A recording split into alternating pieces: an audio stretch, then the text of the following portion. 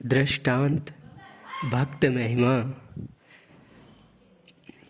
संत मलूकदास। श्री मलूकदास जी का ये बड़े अलमस्त थे। एक बार औरंगजेब बादशाह ने इन्हें कैद में डाल दिया। जब ये कारागार में गए तो इन्हें चक्की पीसने का हुक्म हुआ। इन्होंने देखा कि बहुत से कैदी चक्की चला रहे हैं, सभी पसीने से तरबतर हो रहे हैं।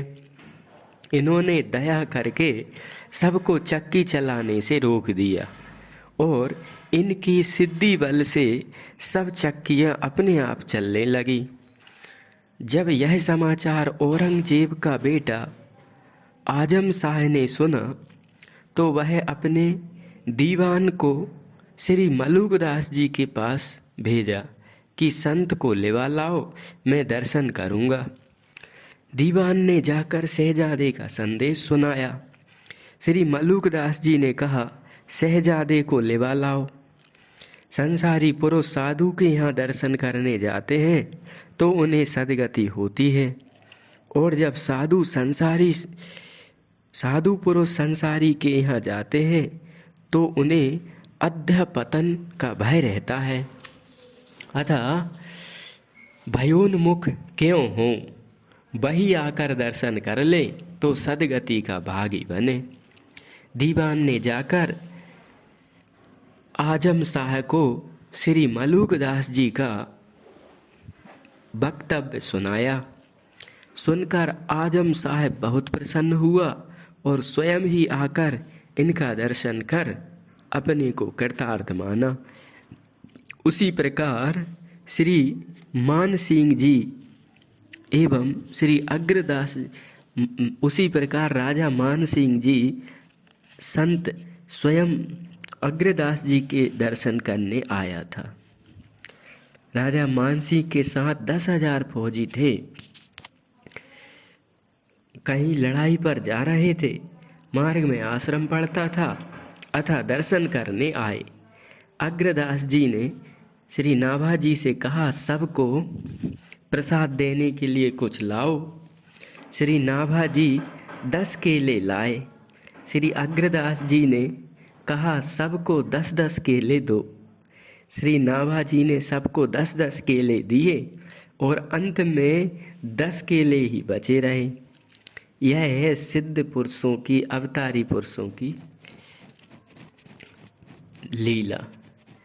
10 केलों में ही 10,000 लोगों को 10-10 केले दिए और 10 भी बचे रहे, क्योंकि गुरु और शिष्य दोनों सिद्ध थे। ऐसी भक्ति की महिमा है।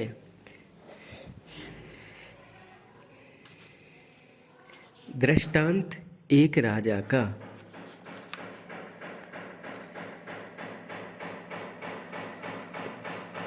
भय से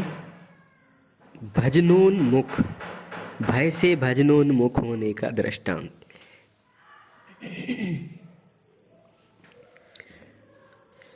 एक राजा ने अपने राज्य ज्योतिषी से पूछा कि मैं मरने पर किस योनि में जन्म लूंगा। पंडित जी ने खूब विचार कर कहा कि आपको सूकर की योनि में जन्म लेना पड़ेगा। कहाँ तो राजाधिराज महाराज अन्नदाता और कहाँ सुअर। राजा ने पूछा, उस समय हमारा रंग रूप क्या होगा? तो ज्योतिषी जी ने कहा, कुछ काला कुछ सफेद। पंडित जी ने राजा को अगले जन्म का पूरा पता बता दिया। राजा ने अपने पुत्र को बुलाकर अपना सब वृतांत कहा और बोला कि अमुक शूद्र के यहाँ जब मैं सूकर रूप में जन्म लूं तो तुम तुरंत पता लगाकर मार डालना।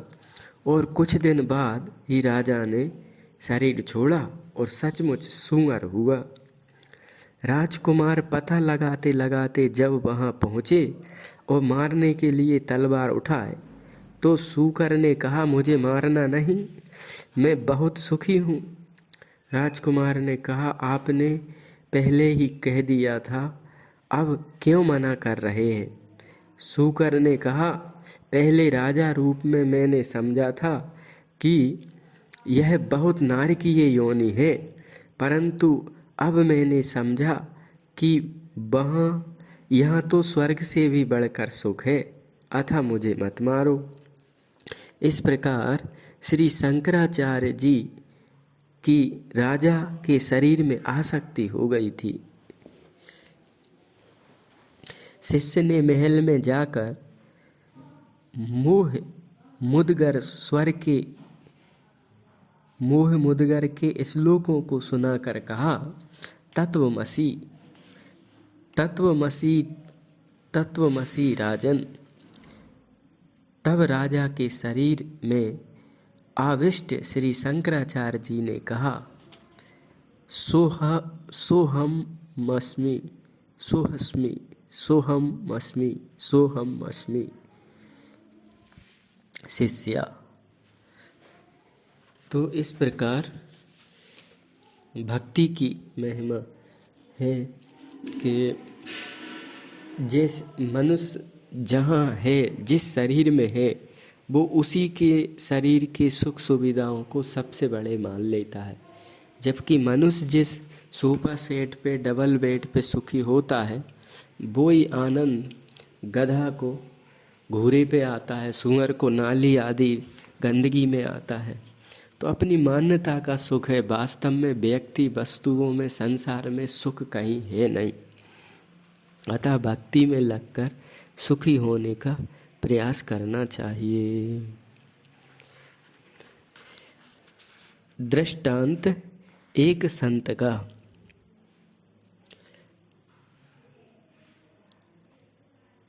हर योनि सुखी है, इस दृष्टांत का मतलब था हर योनि में अपना अपना सुख है।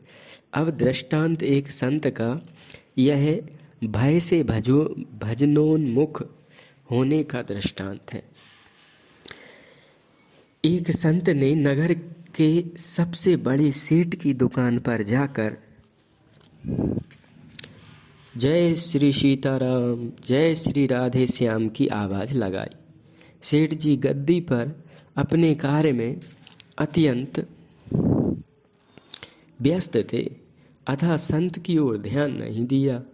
परंतु संत जी अपनी धुन में मस्त भये भगवान नाम की रट लगाते रहे। तब सेठ जी ने झुझलाकर मुनीम से कहा कि इन्हें 2 पैसे देकर दुकान से हटाओ, कान फोड़े डाल रहे हैं। संत जी ने कहा, सेठ जी, मैं आपके लिए 2 पैसे के वास्ते तुम्हारे कान नहीं फोड़ रहा हूँ, मैं तो तुम्हें चेतावनी देने आया हूँ। तुमको अपने काम धंधे से फुर्सत नहीं है, तुमको मालूम नहीं है कि 7 दिन के अंदर तुम्हारी मृत्यु है। अपने लोक परलोक के लिए जो कुछ करना है सो कर लो। बस यही कहने आया था। इतना सुनना था कि सेठ जी के हाथ से वही खाता छूट गया और कलम जमीन पर गिर पड़ी। सेठ जी दौड़कर संत जी के चरणों में पड़ गए और गिड़गिड़ाकर पूछे, महाराज, अभी तो मेरा बालक छोटा है, काम धंधा संभालने लायक नहीं है, अतः आप कुछ ऐसे उपाय बताओ जिससे अभी मृत्यु टल जाए। संत जी ने कहा, उपाय तो है, परंतु तुम करो तब तो। सेठ जी ने 100 सौगंधें खाई, जरूर करूँगा। संत जी ने कहा, तुम कैसे करोगे, तुम्हारा तो भगवान नाम सुनने से कान फटता है। सेठ जी ने अपनी भूल के लिए क्षमा याचना की। संत जी ने 7 दिन तक अखंड श्री हरि नाम संकीर्तन तथा साधु ब्राह्मण दीन दुखियों की सेवा रूप यज्ञ कराया। सेठ जी मरने से बच गए, साथ ही उन्हें हरि नामामृत का स्वाद मिला तथा महात्मा भी देखें। अतः अब तो हर घड़ी नाम जप ही में लगे रहते। साधु ब्राह्मणों में उनकी प्रीति हो गई। दीन दुखियों के प्रति दया का भाव करने लगे, बर्ताव करने लगे। इस प्रकार संत जी से ने मृत्यु का भय दिखाकर सेठ को भगवत भजन में लगा दिया। ऐसे ऐसे संत होते हैं जो व्यक्ति का कल्याण किस रूप में करने का योजना बना ले। भगवान ही जाने संत की कृपा कब किस रूप में किस भाग्यशाली पर हो जाए। कौवे का पंख, बात का बतंगड़। बात का बतंगड़ पे दृष्टांत। एक पत्नी ने पति से शिकायत की कि आप हमसे अपनी बात छिपाते हैं। पति ने कहा, मैंने कथा वार्ता में सुना है कि स्त्रियों के पेट में बात नहीं पचती, इसलिए कोई कोई गुप्त रखने वाली बात जरूर मैं तुमसे नहीं कहता। पत्नी ने कहा, वाह, ऐसा भी कभी हो सकता है कि आप जिस बात को गुप्त रखना चाहो उसे मैं प्रकट कर दूं। आप मुझ पर इतना भी विश्वास नहीं करते। पति ने कहा, अच्छा, अब कोई भी बात होगी तो मैं तुम्हें कह दिया करूँगा। कुछ दिन बीतने पर पति ने सोचा कि जरा देखूं तो यह कितने पानी में है। अतः एक दिन सायंकाल को बहुत मन मार कर बैठ गया। पत्नी ताड़ गई, अतः उसने झट समीप आकर पूछा, आज क्या बात है जो इतने उदास हो बैठे हो? पति ने कहा, कुछ मत पूछो, देखो किसी से कहना नहीं। आज मैं सोच गया था तो मेरे पेट से कौए की एक पांख निकली। पत्नी सुनते ही मुंह लटका लिया। उसी भंगिमा से वह पड़ोसन के घर गई। उसकी सहेली ने पूछा, सखी क्या बात है? तो आज तो बहुत उदासी लग रही हो। उसने कहा, बहन जी देखो किसी से कहना नहीं, आज मेरे पति देव के पेट से तमाम पंख ही पंख निकले हैं। पति ने तो एक पंख कहा था, पत्नी ने असंख्यों पंख बताया। और जब उसकी दूसरी सहेली के घर गई तो उसने अपनी सखी से कहा, तुम्हें मालूम नहीं, अमुक के पति के पेट में से तो आज कौए के पंख निकले हैं। उसने पंख का कोया बना दिया, कौआ बना दिया। और जब वह अपनी सहेली से मिली तो उसने कहा कि अमुक के पति के पेट से आज सहस्त्रों कौए निकले हैं। इस प्रकार एक पंख की बात बढ़ते बढ़ते सहस्त्रों कौओं का रूप में फैल गई। यही हाल यहाँ भी हुआ है। लोग एक में 11 मिला मिला कर कहने लगे। संसारी लोग बात का बतंगड़ा बना देते हैं। इस प्रकार उसका अच्छा प्रभाव नहीं पड़ता।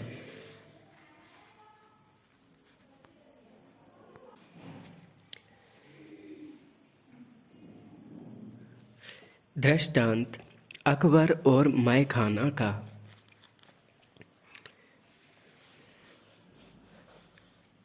यह दृष्टांत अर्थ वैचित्र पर है।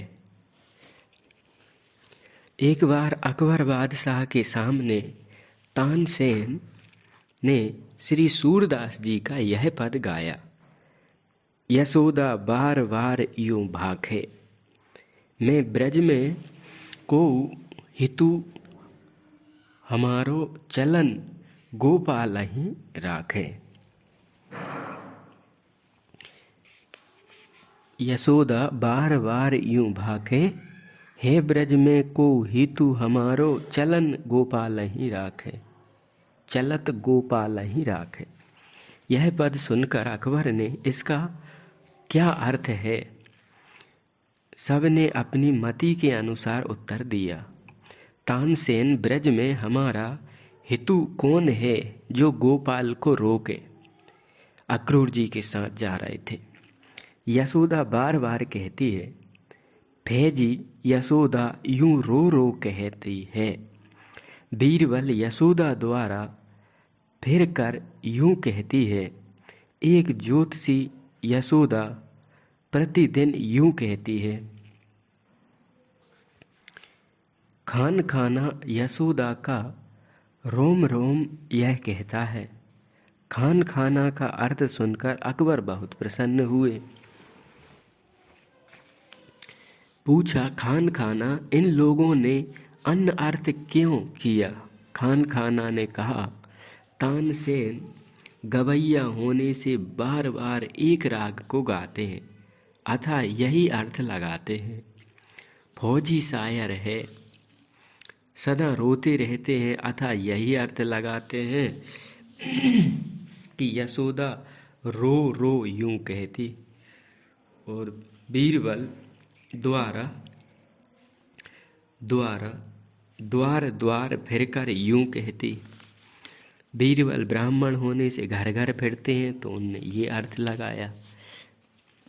ज्योतिषी ने नक्षत्र बार की सदा गणना करने के कारण ज्योतिषी जी ने अर्थ लगाया कि यशोदा प्रतिदिन यूं कहती है।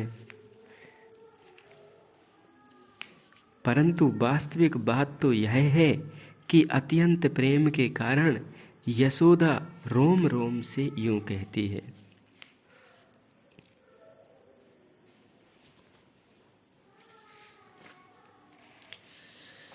दृष्टांत नाक में रुई ठूंसने का। यह विश्वास पर दृष्टांत है। एक ब्राह्मण धन की कामना से भगवान श्री मुरली मनोहर जी की सेवा करता था, परंतु सेवा करते करते धीरे धीरे उसका रहा सहा भी सब धन नष्ट हो गया। एक दिन किसी साहूकार से भेंट भई। प्रसंगवश उन्होंने अपनी परिस्थिति सेठ जी से कही। सेठ जी ने कहा, आप भूल गए, श्री मुरली मनोहर तो मुक्ति देते हैं, धन देने वाली तो श्री दुर्गा माता है, आप उसकी सेवा करिए। ब्राह्मण को बात जच गई। उसने मुरली मनोहर को उठाकर आलय में रख दिया और देवी को सिंहासन पर पधरा कर पूजा करने लगा।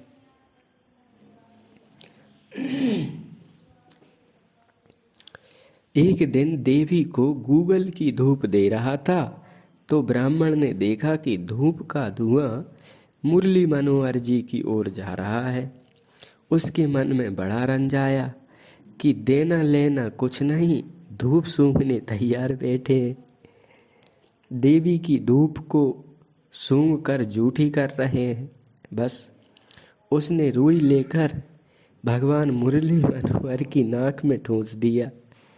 भगवान उसी समय साक्षात प्रकट होकर बोले, बरम ब्रूही, वर मांगो। ब्राह्मण ने हाथ जोड़कर कहा, प्रभु वरदान तो बाद में मांगूंगा, पहले यह तो बताइए कि जब मैं सेवा पूजा कर रहा था तब तो आप प्रसन्न नहीं भये, अब कैसे प्रसन्न हो गए। भगवान ने कहा, पहले तुम मुझे जड़ पत्थर की मूर्ति समझते थे तो मैं जड़ बना रहा, परंतु आज तुमने मुझे साक्षात भगवान समझा और यह दृढ़ विश्वास रखा कि ये धूप सूंघ रहे हैं, अतः मैं अभी साक्षात प्रकट हो गया। इसी से कहा गया है, प्रतिमा मंत्रस्तीर्थेषु देवज्ञे भेषजे गुरु, यादृशीं भावना यस्य सिद्धिर्भवति तादृशी। जैसी जिसकी भावना प्रतिमा, मंत्र, तीर्थ, देव, गुरु और औषधि में, वैसा ही उसको फल की सिद्धि होती है।